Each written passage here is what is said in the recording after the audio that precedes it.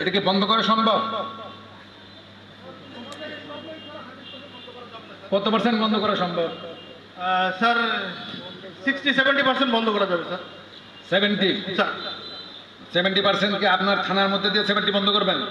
জি sir, আমাদের এলাকায় যেটা হয় স্যার সেটার কথা, অন্য থানা এলাকায় কেন? আপনি যদি আপনার দুইটা ইউনিয়নে স্যার আমাদের যেগুলো কালেক্টর আছে এগুলো যদি অফ করে দেন, জেলের মধ্যে ঢুকায় দেন, তাহলে কি বন্ধ হবে? স্যার কোনো কালেক্টর এই মুহূর্তে নাই স্যার। আলহামদুলিল্লাহ। এমনি অন্য কোনো লোক? না স্যার, অন্য কোনো লোক নাই স্যার। এটা হচ্ছে কি স্যার, আমাদের সীমান্ত এলাকার স্যার প্রায় স্যার 20 কিলোমিটারের উপরে স্যার অরক্ষিত স্যার। এখন ধরেন যে ওই ইনিয়ে বিনিয়ে খুশি হয়ে ভালো হয়ে ঈদ উপলক্ষে পুজো উপলক্ষে যারা আমাদের কাছে আসে আর কি, কোনো ভালো লোক তো আমাদের কাছে আসে না। যেগুলো চোর বাটপার আমাদের কাছে এই যে সামনে ঈদ না, আমাদেরকে হেল্প করার জন্য আসবে, এগুলো সবই তো নিজস্ব ধান্দা ছাড়া তো আসে না।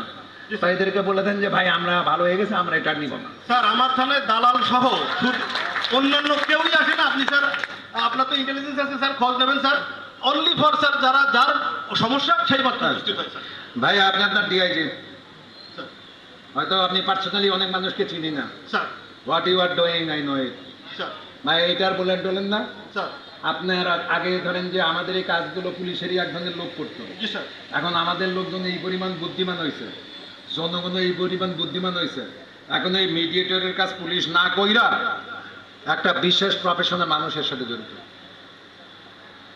একদম আমি হলপ করে বলতে পারি, স্যার কোনো এক থানার, আমি কাউকে ছোট করে বলছি না, এই ধরেন যে এটার মিডিয়েট করে একজন শিক্ষক, ঠিক আছে? স্যার জিডি করতে কয় টাকা লাগবে, মামলা করতে কয় টাকা লাগবে। এখন ধরেন আগে এটা ধরেন আমাদের লোকজন করতো, রাজনীতিবিদ করতো, অন্যান্য লোকজন করতো। এখন ওই কাজ, ওই দায়িত্ব একজন শিক্ষক নিয়েছে, আর একটা বিশেষ প্রফেশনাল একজন মানুষ এই দায়িত্বটা পালন করেন। আমি আর এটা না বলি। স্যার আমার থানাটায় স্যার এইরকম ব্যবস্থা। আলহামদুলিল্লাহ। যদি আমি আমার ভুল করে থাকি, আল্লাহ আমারে ক্ষমা করুক, আপনি আমারও ক্ষমা করেন। আর যদি না করে থাকে আজকে দেখার করেন। জি স্যার। ঠিক আছে? আর এটা ঠিক প্রিয় ভাইয়েরা, কুষ্টিয়া ভাইয়েরা, আপনাকে একবারে আস্থার সাথে বলি ভাই,